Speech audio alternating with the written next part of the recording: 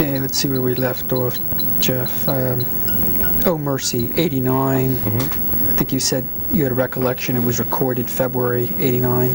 February, yeah, maybe Roughly. March. That was in New Orleans? Part of April, yeah. Okay, and were you involved in that decision to go to New Orleans to record? No, that's where the producer happened to be. And who picks the producer, Dylan? Yeah. Anyone else plays a role in that? Unlikely. I mean, you mean professionally, like from a management standpoint? Yeah. I mean, I doubt it. I think ultimately it would be Bob's call. Okay. And if I asked you this, I apologize. How did Oh Mercy do? It did okay. It was not a gold record. I think you asked me that already. But it did okay. Did fairly well. What is that? Give me what you mean by okay. Well, it wasn't gold. But, Okay. I mean, see, for me, a lot of times, and this refers back to other records you've mentioned, my sort of criteria as to whether something has done well or not is not purely sales-based. We're putting it into that category for the purpose of your questioning, but to me, for instance, there are other records that he's made that were critically acclaimed, that were necessary pieces of work that were put out there, and so, like for instance, Oh Mercy, while it was not a gold record, was very widely acclaimed as being a great record.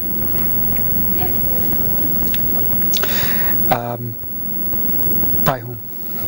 The critics, Anybody come to those mind? particularly. I know that Rolling Stone gave it quite a good review at the time, my recollection is that most of the reviews of that record were extremely positive.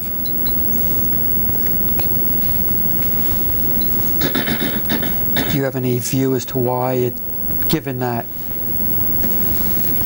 critical reception, the commercial reception did not reach a level of gold?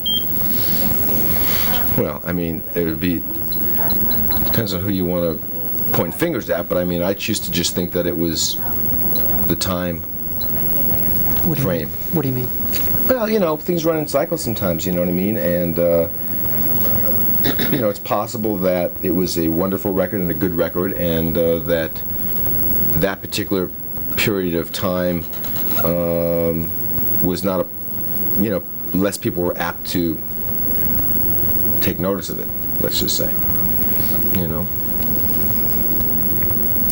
Since you've been with Mr. Dylan, have you noticed or observed any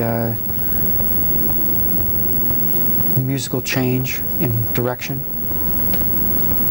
Well, Bob Dylan's an artist that's always changed from the very first record on. I don't think he's somebody, I think one of the great things about him is that he's always made an effort to not get stagnated or get hung up or get stale in a particular place. I think he makes an effort. Have you ever... I'm sorry. No, go on. I was just going to say, have you ever been involved in any discussions with him in terms of any attempt for him to change in order to achieve greater commercial success? No. All right. Before Oh Mercy, what would be the next one? Now you're starting to get into territory that I'm less involved, you know what I mean? Yeah. Memory-wise. Well, let's see. I guess the Traveling Wilburys record, the first one, was probably prior to Oh Mercy. I know it was prior to Oh Mercy.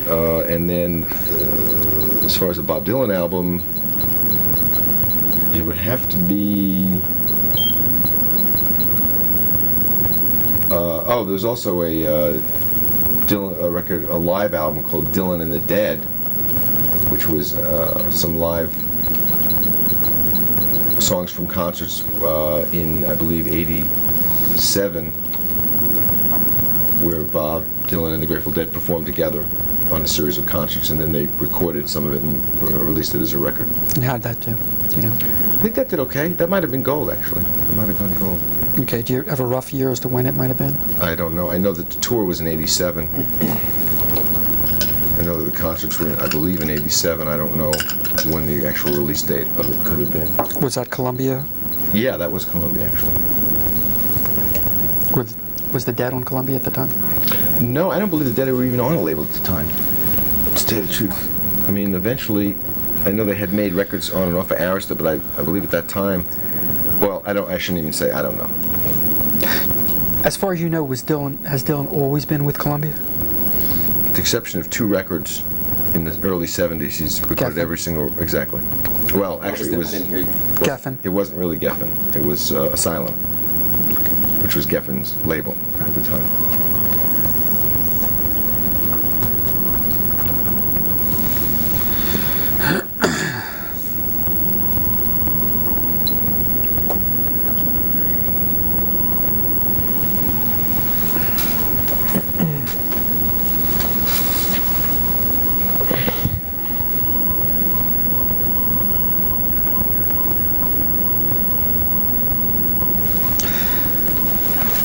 Since you've been on the road with Dylan, have you ever observed him ingest any materials that are illicit? Ingest illicit materials? Substance?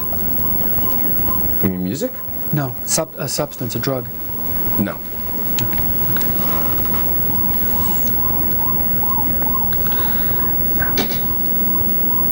Okay, getting back to witnesses.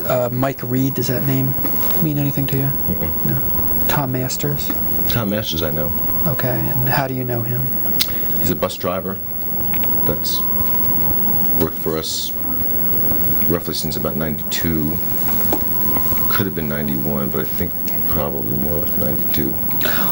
Are there any policy or procedures concerning people in your organization or Dylan organization receiving or not receiving unsolicited music?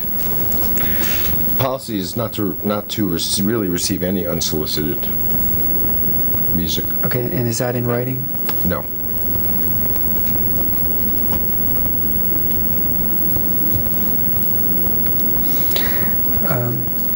Since you've been with the Dylan organization, can you physically describe the bus that he rides on?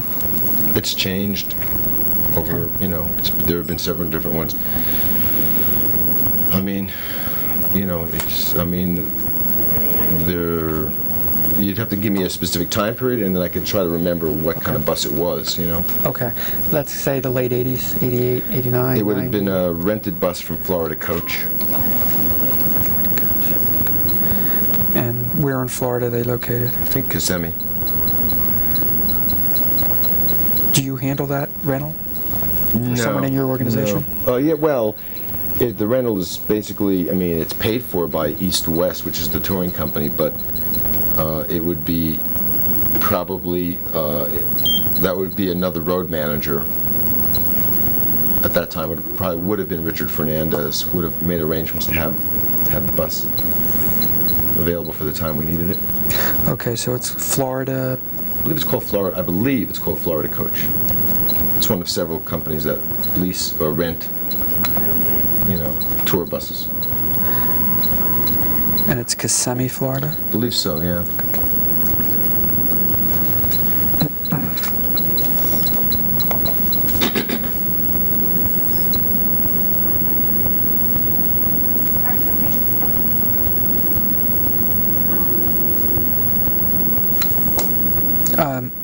Are you aware, other than this litigation, putting this to the side, are you aware of any other litigation Mr. Dillon's been involved in any way since you've had a relationship with him?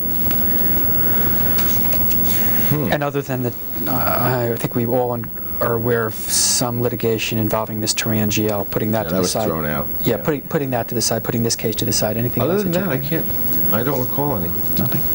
Certainly nothing has been brought to my attention. Okay.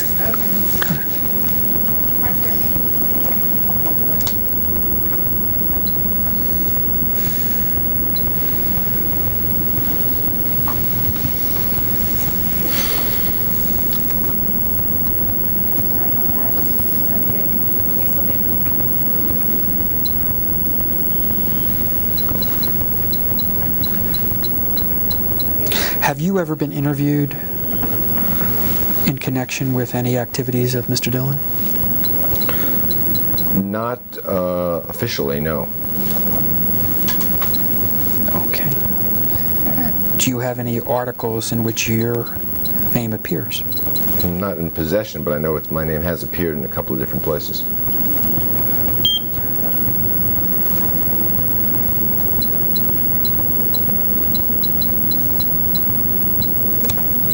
Okay. Have you, other than with your counsel, have you ever had any discussions concerning Mr. Damiano I mean, with anyone, other than with your attorney? Not specifically anything to do with Mr. Damiano. Okay. You say other, not specifically. Well, if you're talking about this case, you know, I mean, that's one kind of a question. If you're talking about have I actually had a conversation about your client, no, I have not had any conversation about your client. Okay. I've never met him, I don't know him. Okay. And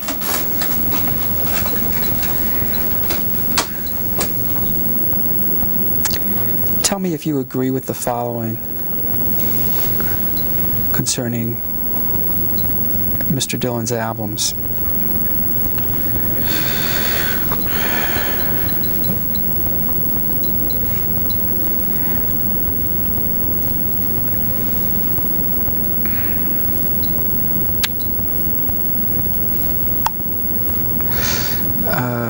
Let's go back just to the time since you've been involved.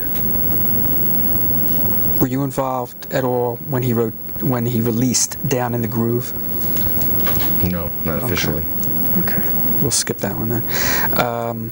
You mentioned As Good As I Have Been to You. Good as I've been to you, yeah. Okay. Is it true that none of the songs that appear on that album were written by Mr. Dylan? Correct.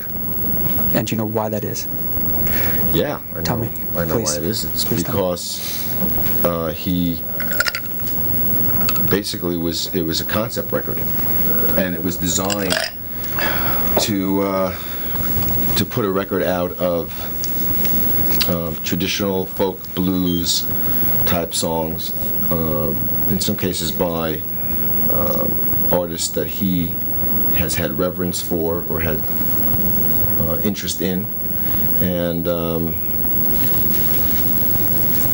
felt felt the need, I think, to record different types of song. It was a very long process. There was a lot of energy involved in making that record and the following one, actually. He had to go through, I don't even know, couldn't even tell you how many different types of songs to really pick ones that he felt were appropriate for that particular record. It was by design, I think, meant to be in some kind of ways educational, to be bringing some attention to some lost people and songs that he felt needed some attention. And he's always had a connection. I remember, in fact, many of the reviews talked about it, in a very positive way, talking about how, sort of lauding the fact that he had done it. Again, if I asked you this, I apologize. How did that album do? It did moderately, but it was not really, again, designed to be a commercial success. It was not, Did you have conversations with him about why he was going to do that album? Yeah, we had a few. Do you voice your opinion about whether he should or should not do a particular type of album? No, definitely not. He's an artist. It would really not be my place. Okay. Kind of standing over Da Vinci's shoulder and saying, "Hey, you got to put a mustache on the Mona Lisa." I mean, Would you agree with me that the 30th celebration of Dylan, do you remember that album? Sure. Okay. That there were no new songs on that album? Would you agree with me? Well, that was a record where there weren't supposed to be any new songs. Okay, we'll get to that. Okay, I just want to make sure right. I mean, that my notes are Yeah, that's correct. Right. That's true. Okay. But I mean, just asking. Okay, fair enough. That's it. That's all. Would you agree with me that on MTV Unplugged, Dignity was the only new song? Yeah.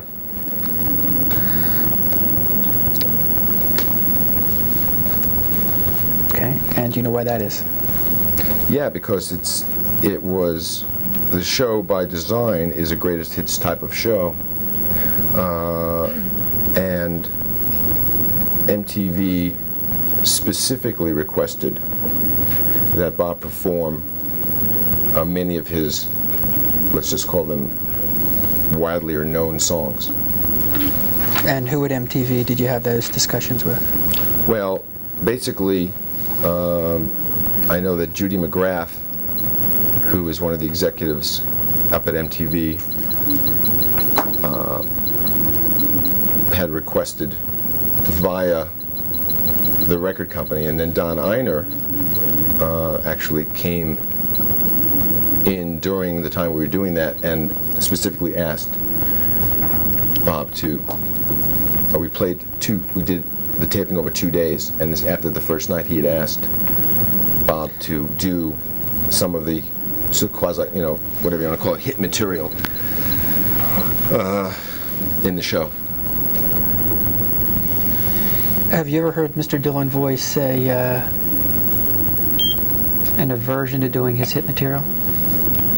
An aversion? I don't know quite that I would call it an aversion. I think that he's someone who tries not to do, I mean, this is again my personal opinion. Mm-hmm, mm-hmm. He's someone who tries to not just pander and fall into the obvious place. I think he tries to find things that are interesting for himself, or that he might find interesting to other people. You know what I mean? I don't think he considers himself a nostalgia act or someone who.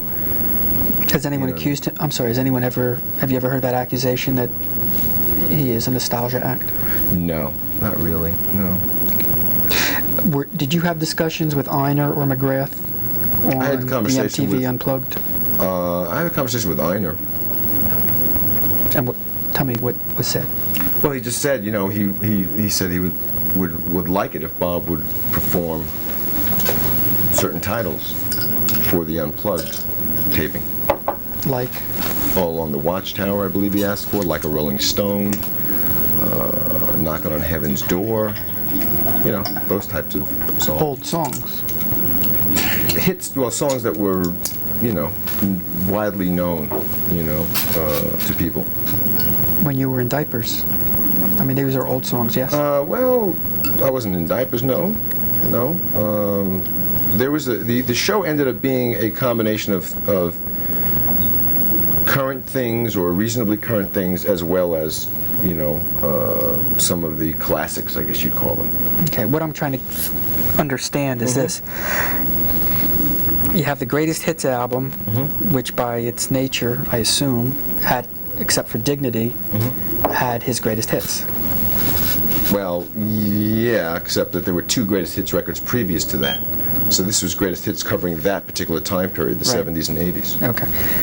And then you have the MTV Unplugged, which you're telling me Don Iiner, the president of Columbia, is also asking Dylan to do songs that were his greatest hits. Am I getting this right? He asked for some element of that, yes. Okay, and they're both, what you said before, they're both in the same time period. There may even have been a slight overlap, correct? Those 2 records, you mean? Yeah. The release, there's probably about maybe 7 or 8 months between the release of the 2 records. I think. Okay.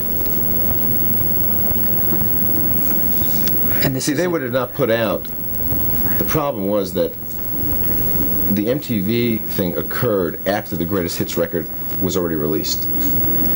And so I think, had it been planned going in that he was going to do the Unplugged, they probably would have held one of the 2. As I explained before, they ended up sort of hurting themselves by having the 2 records out at the same time. So I don't think that they really liked the idea that occurred, but it unfortunately worked out that way. They being Columbia? Columbia, right. Because the greatest hits record came out whenever it was in the fall, and then we taped in November of that same year, we taped the Unplugged shows, and they aired and they were received very well apparently, and then Don Iiner asked to put the Unplugged record out.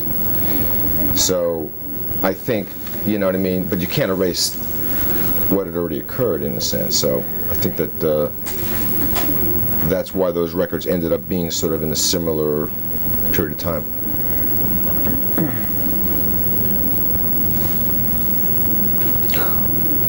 Do you know why?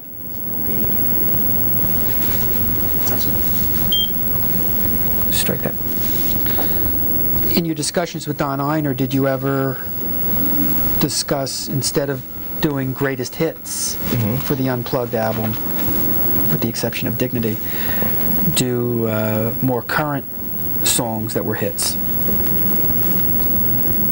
Well, the idea of doing the Unplugged, there are several different forces there. Okay. There are the commercial forces of people who say, hey, you know, put this this is what you should perform on there. Then there's the artistic side, which is to perform whatever things you feel make sense in that particular setting. So, you know, then there's, I guess, the public perception of things that they would like to hear, you know. So you really have, you know, a situation where there are various people who want different things, you know what I mean? And I think what we tried to do is come up with the best possible combination of lots of different things, you know? I mean, the record is not a greatest hits record. You know what I mean? And there are tracks on the record that are, other than Dignity, for instance, is a song that Bob's never recorded, called John Brown, which is a song he never, I believe, put on any album, and it was really a performance song that he played from time to time throughout his career, and it's, I believe, the first time it's actually on record is on the Unplugged. So there was that element. There was obviously the Dignity element, which had just come off of the greatest hits record. There were other types of songs, you know, on that record, so that we could fulfill artistically what we were looking to do, as well as satisfy the, you know, the commercial-minded people who, you know, wanted an acoustic version, say, of All Along the Watchtower. Was Unplugged in '94? It was recorded in '94, and I believe it was released in '95. And Greatest Hits was released in late '94? Correct. All right. What I'm trying to understand is this, in terms of bottom lining it, and tell me if I'm missing anything, please tell me. It seems like for a period of a year, 94, 95, back-to-back albums, he's got one new song on 2 albums. Am I correct? First of all? Yeah. Two. Right. Okay. Sure. Okay. Just want to make sure I'm correct.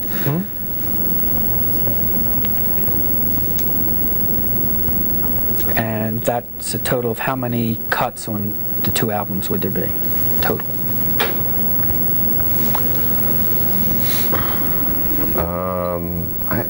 Let's see. I'm not sure how many. I would say,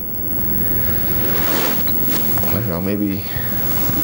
Don't guess. Yeah. Oh, don't guess? Well, No, I mean, tell you that. you can give me an educated guess and we'll take it for what it's worth. 24.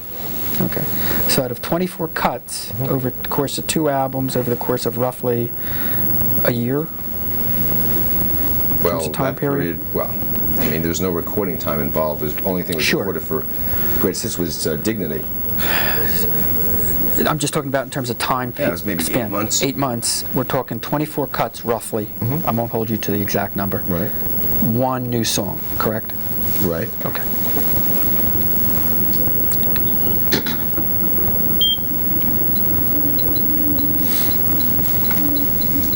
Do you know why Dignity was chosen as the one new song for Greatest Hits? It was a song that had been around, that, a decision was made to just use it. It was around. Whose decision was it? I think it was really a cumulative decision, between several people. Who? Well, obviously Bob had to okay Yeah, I mean, okay. other than him. Well, I mean, it was a song that I liked and wanted to use for something.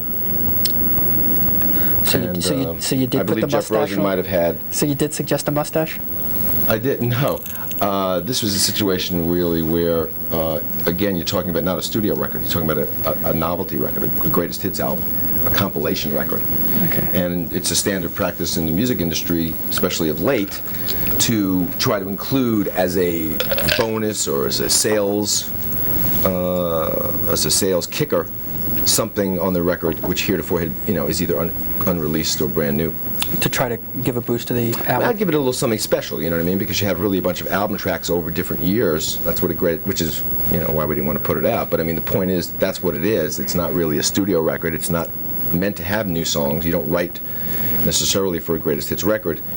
But they're always looking for something, a B-side or this or that, something they can put on the record that will be like a little kind of a bonus, I guess you'd call it, to the consumer. In your years in the business, have you ever, and I'm not necessarily referring to Mr. Dylan here, but just generally concerning recording artists, ever heard reference in the industry to a greatest hits album being used for a particular purpose when an artist is running dry? No. You've never heard that? No. Can I stop for 1 second, though? Of course. I'm desperate to go back to the bathroom. Excuse me. I gotta make a quick. It's not allowed. I know. I've been holding The like 3 questions. record time is 1:11 p.m. I'm getting concerned about you, Warren. I really am. You're going to make me feel guilty. Every time I do that. This is the video operator. Back on the record time is 1:15 p.m. Okay. Where were we? Before I so rudely interrupted everybody. It's okay, no problem. Tell me what you know about the writing, if you do, the writing of Dignity. I know very little about the actual writing of it. Okay, just tell me what you know. Just that it was If a you would. song that was, again, in a group of songs that was written at a particular time, prior to '88, I guess, probably prior to, or in '88 or prior to '88 or around sometime leading up to '88, that was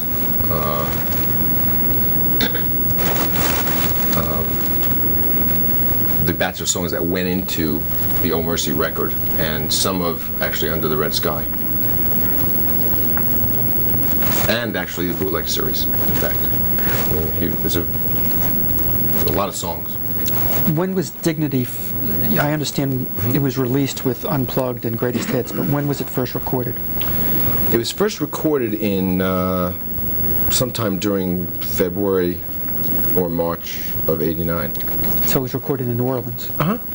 Is that how you remember it? Because it was recorded in New Orleans? In other words, why would you remember that song? It was just one of the titles that was around that we knew about. Were you involved in the decision to record that song? No.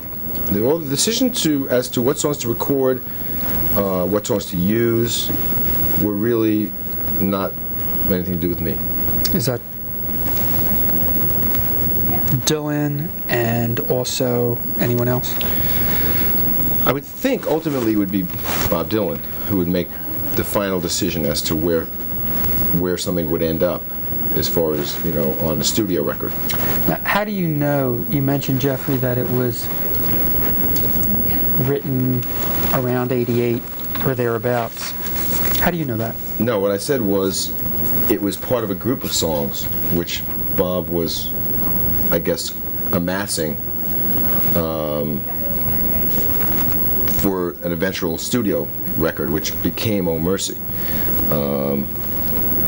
And so that's what I'm saying specifically. I don't know, I couldn't tell you the date that Dignity was written, or where, or anything about it, but there was a batch of songs that were written during the time. I know that when we went to New Orleans in the month of the end of September of '88, Bob had a meeting with Daniel Lanois. Actually, two meetings.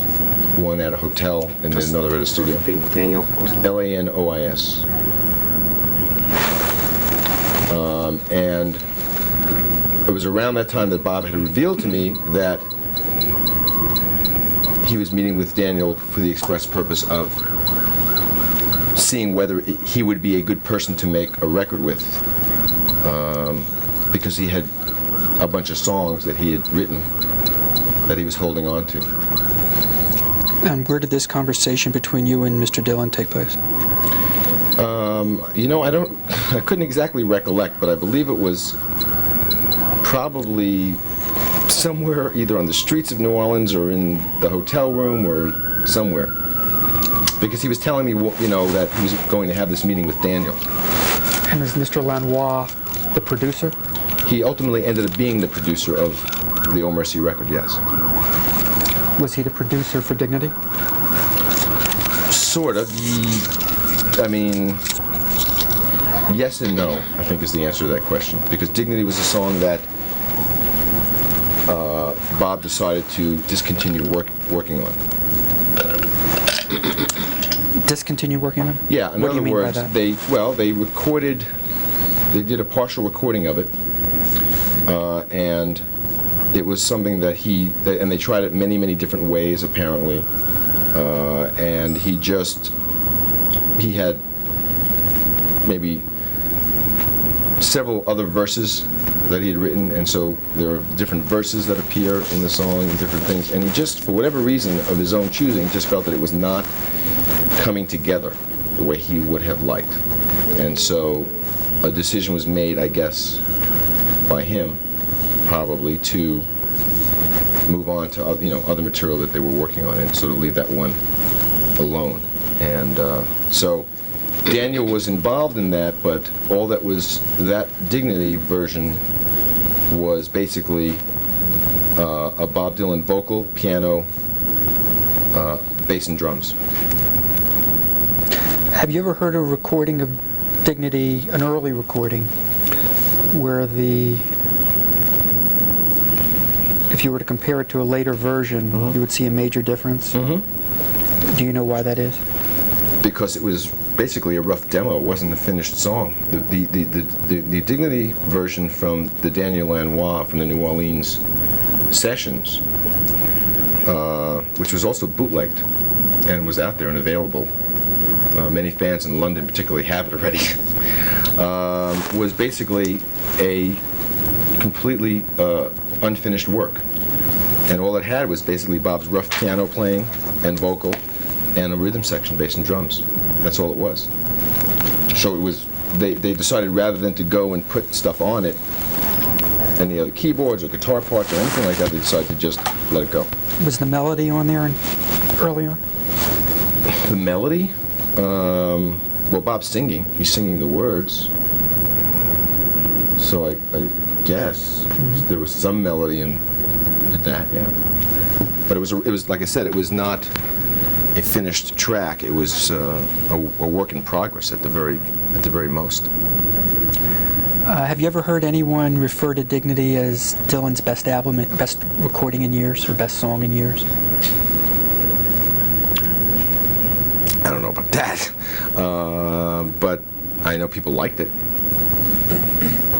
Not enough to drive the sales of Greatest Hits 3, but I know it got played on the radio. Do you follow Dylan's airplay? Just, again, the same way that I would the sales, In that particular case, I've probably followed it a little bit more closely because I was interested to see how the cut would do on the radio. Dignity? Mm-hmm. Why is that? Just see what was going to happen, Radio is constantly changing. It's a very, sort of like splintered, fragmented format now. There's very specific formats, and it was interesting to see who was going to respond to it and who wasn't. If you had to pick one song since you've been involved with Dylan that got the most airplay That was a new song. I'm not talking about Blowing in the Wind. Right, I or, understand, sure. What song would it be? Probably, I guess it would probably be Everything Is Broken. More than likely. The first single off of Oh Mercy. Okay. And after that, what would be the second? Probably the next track off that record. A song called, I think the second song was called Political World, if I'm not mistaken. Okay. And the third? Probably, let me think. Probably Unbelievable, which was from the Under the Red Sky album. Is there any publication that you know of in the industry? And that's not counting Wilbury's songs, songs that he wrote with the Wilburys. Sure. Right. Are you aware of any publication in the industry that tracks airplay for given songs? There are several. There are? Yes. Okay. There's at least half a dozen that I know of that track different airplay, and they all have different charts, and they all have different stations reporting to them. Okay, and which one is, if there is one, that's generally the highest regarded? I don't know that there is one that's high. Believe it or not, that's more. You know what I mean? There are things called tip sheets. You know, and there are several different ones. And you know, like I say, it's become such a splintered business. You know, and certain stations report certain ways, and they report to certain consultancy firms. You know, there's the Gavin report, there's the Hard report, there's the Friday Morning Quarterback, there's the Radio and Gavin Records. report. What's the second one? Gavin report. Yeah. There's the Hard report. H-A-R-D. Sorry. The Hard report. Yeah, Hard. H.A. Okay. Bill Hard. Friday Morning Quarterback. Radio and Records, which is also known as R&R. To a certain extent, Billboard tracks radio play now. Certainly, their top 100 is a combination of sales and airplay. And I think there's some other radio charts within Billboard magazine. I mean, there are just Hits magazine. Which one do you respect the most? I don't respect any of them. Okay. To be quite honest with you, they're all, you know what I mean? It's like you go to a magazine stand. There are thousands of magazines on the rack. Maybe half a dozen publishers that put out all kinds of magazines, and basically to get whatever they get you to spend money, and they put in whatever they have to, in those magazines to try to get you to buy them. So it's I don't. Most people I know are just reading for gossip, to tell you the truth. During the course of your activities, if you want to know about airplay, do you contact any of those publications? No. What do you do? I call the label, call the radio promotion people at the label. Who do you speak to there? It depends on the format. There are different people for different formats. Let's say we're talking Dylan. No, it's the type of song that it is. Okay, let's say with Dignity. Top 40, urban, country, AOR, AC, modern rock, Okay. rock. Who would... there's so many formats and there are different people who are involved in each of them. Okay, for Dignity, who did you contact?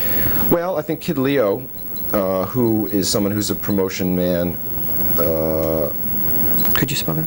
Well, I don't know his real name, but he's called Kid Leo. K-I-D? K-I-D, Leo, yeah. Leo. And he is involved in what is known as AAA radio, which is adult alternative.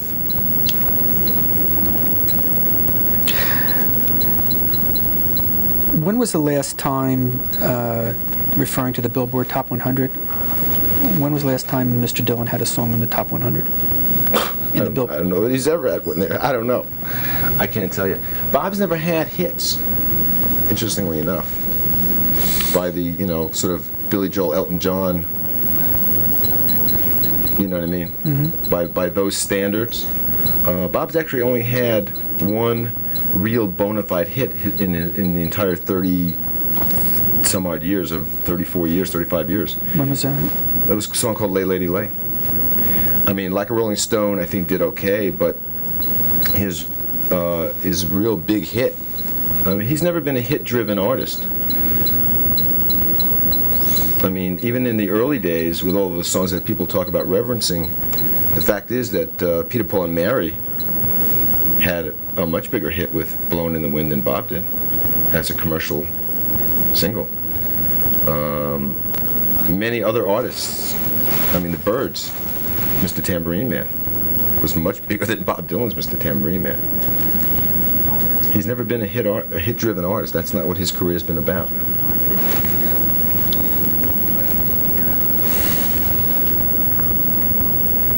I mean, there are hundreds of cases of that, all through the years and right up to current. What do you mean? Of people who've recorded Bob Dylan songs and had, you know, a great degree of commercial success.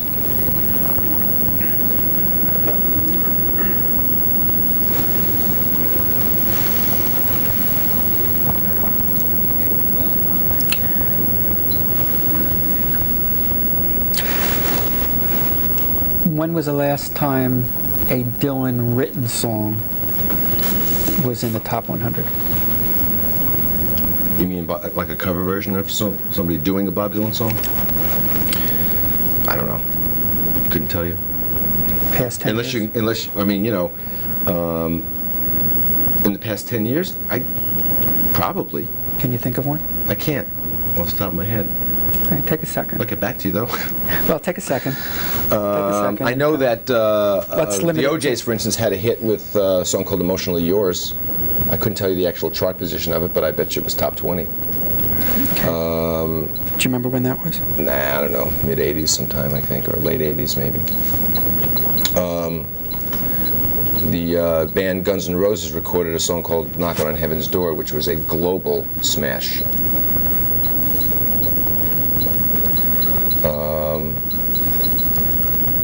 How many years ago was that song written? How ago was it written? Mm-hmm. It was written probably, I couldn't tell you the exact year, but it was written, originally appeared on the Pat Garrett and Billy the Kid soundtrack, which I think was released in 71-ish, 70, 71. Okay, So it's probably written around that time. all right, let me refine my question, if I can. When was the last time a song written by Dylan since you've been involved with him, 88 to the present, Right. was, and we'll just use the general term hit, whether it was A, recorded by Dylan himself, or covered by somebody else. So the parameters of the question are, one, it was written since you've been with Dylan, and number two, it's a hit, however you want to define that, commercial hit, that is. Sure. And number three, it was released either by Dylan or somebody else. I'm not sure that there has been one based on the parameters that you're talking about. Exactly. I don't think. Well, That's just, you know. Okay, let's focus on those three parameters, and I'm going to ask it this way, and then if you need time, fair enough, just take some time to sit back, take a cigarette, whatever you need to do. Don't tempt me. Is it not true that in the past 10 years, Right. a Dylan written song in that period has not been a hit? Isn't that true? Okay, let me just repeat the question back so I know what you're saying. Sure. Oh, you want? Do you want to have him read it back? Or? Yeah, sure. Why not? Yeah. Yeah. Other than what he's testified, I'm still confused with your question. Other than what he's testified to about the OJs and Guns N' Roses? No, because Or am I missing something? yeah, you are. Knocking Guns on N' Roses was since '88. Right, but Knockin' on Heaven's Door was the song, and Knockin' on Heaven's Right, Door so was written 25 years He's ago. talking about a song written after '88. After '88. Oh, a song written after 88. Right, written in the past. Let's. So we're all and clear already here. covered? You mean saying this? Oh, I see. We're all clear. Let me do it again. Okay. So there's no later confusion. Okay. Isn't it true that in the past 10 years, no Dylan written song has been a hit commercially? You mean? I think the question. That- I think the question you're asking that- was I'm not- because you already answered that question. Sorry. That he's written in the past 10 years also. I'll speak faster. Isn't it true that no Dylan song that he has claimed to have written in the past 10 years has been a hit, regardless of who's released it. Isn't that true? Well, like I said, if you're talking about the past 10 years, then I think the OJs probably would apply, because that was written, I believe Emotionally Yours was released either on Empire Burlesque or the following record, which would have put it in the 86 range. So that would probably apply. Heaven's Door wouldn't, based on what you're saying. There's a cut that Aaron Neville had a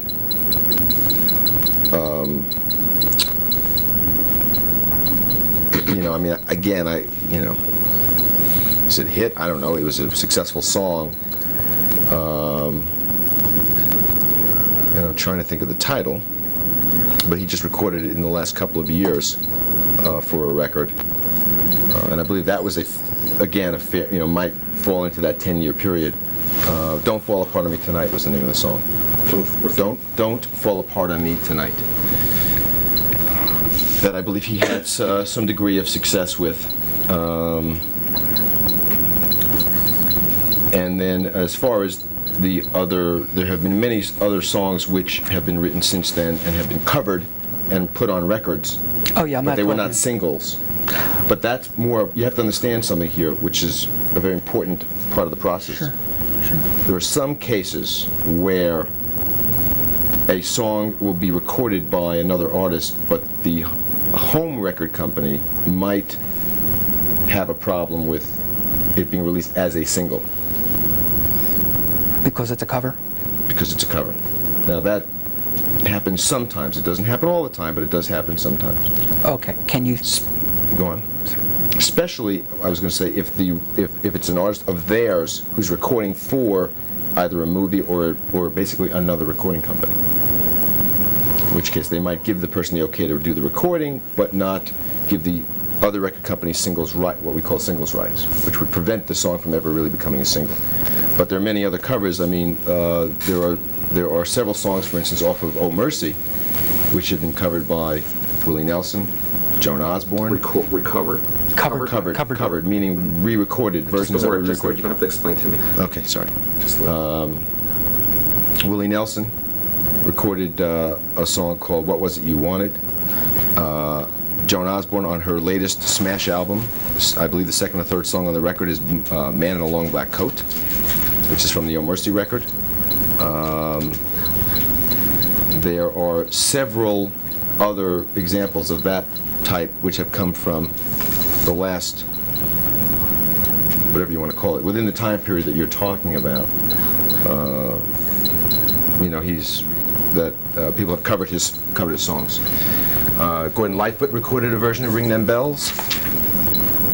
Hart did a live version and put out a song, or put out on a record, Ring Them Bells as well. When was that? Joan Baez just recorded Ring Them Bells, and she performs it every night live. Do you remember when that was written? Ring Them Bells? Well, that's all Oh Mercy. Those are all songs that were written for Oh Mercy. Let me think what else I can think of.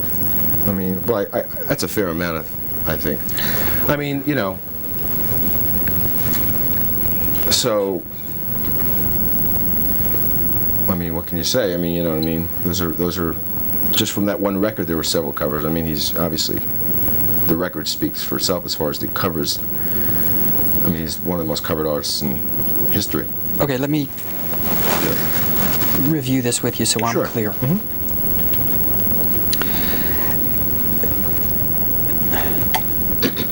Under my three parameters, written in the past 10 years, released by anybody, and was a hit. Good. I have a clarifying question because I don't want there to be any ambiguity in this. Sure. Joan Osborne's record, won the Grammy and was one of the best-selling records of 1996. I'm sorry, won the Grammy for Best Album of the Year, I believe, right? And also was one of the biggest selling albums of the year. If she covered Bob Dylan's song, Man in a Long Black Coat, on the album, and it wasn't released as a single, but the album itself was a hit. Does that count? I'm going to get into that because I understand what his answer, I think, to some Nowadays, people don't buy extent. singles of Joan Osborne. People buy Joan Osborne's album. They Yeah. don't buy See, singles exactly. of Joan That's- Osborne. It just doesn't happen, really. There's a point to be made there, I guess, about what the singles business is as far as these types of artists, as opposed to, say, disco or R&B or even urban contemporary. Okay.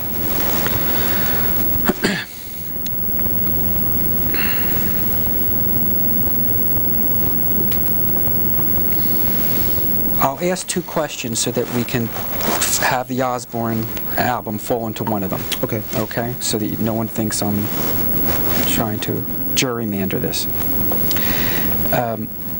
Using my three parameters first, let's just do that one first, and then we'll go on to the second. We have Emotionally Yours, Right. and if I forget one, just tell me. That's okay. I'm not trying to be Sure. unfair. That's fine. Okay. Possibly Don't Fall Apart on Me Tonight, but you're not sure. Well, I know that it was covered. I know Aaron covered it. What I'm not sure about there is, what the ultimate chart Right. position of it was as a single, and Right. the exact time period which album it appeared on. I believe it was within your time frame, but I could be wrong. Okay, fair enough. And are there any other singles that fall within my three parameters? I don't believe so. No. Okay, I I just don't want to think make so. sure that I didn't miss Okay. something. I'm not an expert in this particular field, but I could, Okay,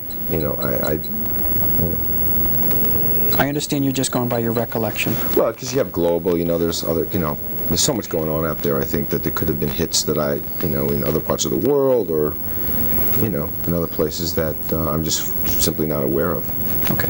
And then there's the point that he made about the singles business. Yeah, and now let's get Yeah, into that. okay, sure. Now there's other songs that Mm-hmm. were written in the past 10 years by Mr. Dylan, covered by another artist, Mm-hmm. and were not released as singles, but were part of a successful album. Okay, let's now go to that category. Okay. We have Joan Osborne's album, Joan or John? Joan. Joan, like Joan of Arc. Joan Osborne's album, which had on it Man in a Long Black Coat. Was there another album by anybody else that falls within those three parameters? Well, there was, what do you mean?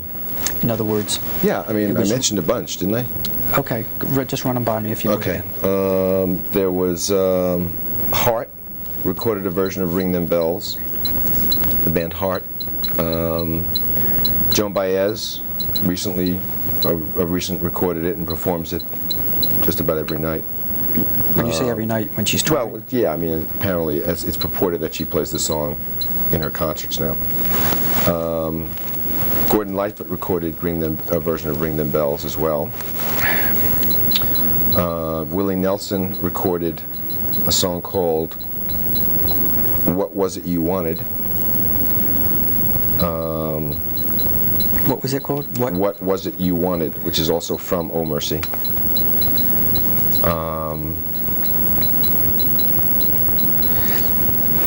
Let me think about. And these are all, in your view, hits, these albums. In other They're words, all that's the reasonably third. reasonably successful records.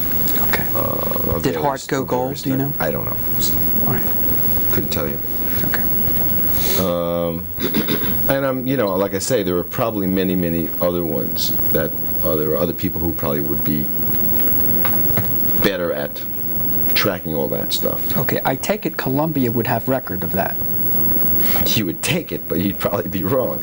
No, they probably would have some kind of record of that, but actually Jeff Rosen would be the one Okay, because it's That would publishing. Okay, yeah, right. would have okay. a very distinct thing. And we haven't even covered the movie issues of all the songs that have been in all the movies. In the past 10 years? Sure. Okay, would you tell me those? Well, again, I think that's probably something I prefer Jeff Rosen to give you, if you don't mind, because he's got a much, better Okay, beat on that sort of stuff. And why should I give you misinformation when he can give you accurate? fair enough.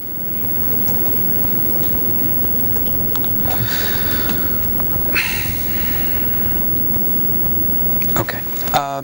Do you know whether you are going to be testifying in the trial of this matter for the If there is defendants? a trial on this matter. If there's a You'd trial have on this to- matter, and if you'd I'm have- alive and you're alive, and If the sun shines? Yeah, there's a trial. You know, Do you know? I haven't got a clue. All right. Do you have any other knowledge about the dispute that forms the focus of this case as you may understand it? I don't have any specifics. Okay. Well, can I subject that question because I think that's an unfair question to pose. All right, I'll rephrase it. I just think that there's so many facts and I'll circumstances rephrase it. that might be relevant. All right. Do you have any knowledge about the issue of Mr. Damiano's songs reaching Bob Dylan? Do you have any knowledge about that one way or the other? Can I object? I think it's an unreasonable question to pose to a witness because if you have it. Is this? Yes, what is this? I think it's an unfair question. All right. Well, you've reserved your objection to it. That's all. I just want to make sure he doesn't say anything at a trial that I didn't ask him. And I want to make sure I hear about it You now. probably say a lot that you didn't ask him about a whole variety of Well, that's what I'm trying to get at. So you should probably frame a question rather than saying, is there anything else that you know that might be relevant? Because it's an unfair question to ask a witness. If you have a specific event or circumstance you want him to give you information about. Are you objecting? I mean, you're taking like 3 minutes to object. Just I don't know why you're objecting anyway. It's just unfair to ask a witness that question. Okay. Do you have any knowledge about the issue of Mr. Damiano's songs reaching Mr. Dylan? Do you have any knowledge on that subject, one way or the other? On that issue? I'm not really sure I understand the question, to be quite honest with you. I mean, Okay. All right. I want you to tell me that. Okay. I'll rephrase it. Yeah, I'm not. It's. Okay. There was a claim. Have you read the complaint, or someone's told you I about have what not the read the complaint? complaint, Has no. someone generally told you what it's about? I have a general idea, Okay. but I have no real specific. No one has read the complaint to me or given me any specific allegations, I guess you'd call them. Okay. In essence, there is a claim here that Mr. Dylan has misappropriated or infringed copyrights of one or more songs owned or written by my client, in general. Okay. Now, do you have any knowledge on that general allegation, one way or the other? Knowledge? You mean an opinion? No. Oh, Not an okay. opinion. I'm sure you have an opinion, but I mean, do you have any facts, any observations, anything you witnessed about Mr. Dylan, anything that would shed light on that allegation? You know what? It's such a vague. You know, I mean, I hate to, you know, Let me like I'm rephrase ducking it. this thing, but I mean, the reality of it is, you know, any knowledge about any circumstance or any specific, I mean, that's a pretty wide gap there. You know All right, what I mean? let You'd me. have to, you know, I mean, I have knowledge about a lot of things, but you'd have to ask me. Okay. You'd have to hit something that Let me try. I could give you an intelligent answer. Okay, let me try. Are you familiar with Bob Dylan's songwriting practices? No. Does Bob Dylan write songs on the road? As far as I know, yes. Okay. And Or, I mean, possibly, yes. Let's put it that way. okay, have you ever seen him do that? I have not seen him do that. Has he ever told you he's done it? We don't have that kind of conversation. Okay. Maybe just to save time, can you tell me the types of conversations you have with Mr. Dylan? Well, what I'm saying is, in other words, that would not be characteristic of a conversation like, you know, where he would say, "Gee, I just wrote a song," or "I've been, you know, whatever." I believe it's my opinion, and I want to qualify this, that Bob, as I know him, is someone who is constantly writing. I know him to be somebody who is an artist in the truest sense of the word, and I mean that not in a flattering way because the camera's on, but I mean it because I've seen a lot of other artists in my life and a lot of other people and how they operate, and he is truly one of those types of people that always has a guitar in his hand at a free moment. I think my assumption would be that he is always writing down things, ideas, or things that come into his head. Have you ever, let me follow up on that Sure. if I may. Mhm. Have you ever seen him write? No, I've never actually been in that situation. Okay. Has he ever told you he's been writing? Yeah, he has mentioned that to me at various times, yeah. Okay. And he has mentioned to me that he has written on the road. Okay. That you know. All right.